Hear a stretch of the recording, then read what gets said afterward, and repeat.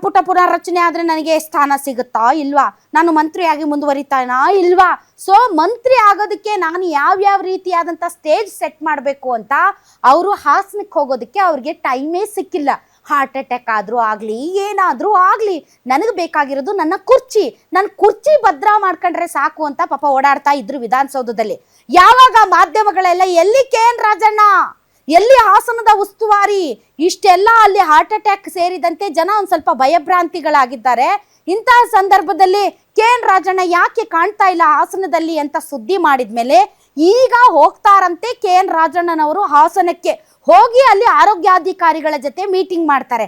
ಅಯ್ಯೋ ಪಾಪ ಪುರ್ಸತ್ತು ಈಗ ಸಿಕ್ಕಿದೆ ಅವ್ರಿಗೆ, ರಾಜಣ್ಣ ಅವ್ರಿಗೆ. ಯಾಕಂದ್ರೆ ಸಿಕ್ಕಾಪಟ್ಟೆ ಅವ್ರದ್ದು ಏನೇನೋ ಇತ್ತಪ್ಪ, ಅದೇನೋ ಅದು ಇದು ಏನಂತೆ ಹನಿ ಟ್ರ್ಯಾಪು ಮರ್ಡ್ರು, ಅದು ಏನೇನೋ ಇತ್ತು ಅವ್ರದ್ದು ರಾಮಾಯಣ. ಪಾಪ ಅದೆಲ್ಲ ಸಾಲ್ವ್ ಮಾಡ್ಕೊಂಡಿದ್ದಾರೆ. ಈಗ ಪುರ್ಸೊತ್ತಾಗಿ 2 ತಿಂಗಳಾದ್ಮೇಲೆ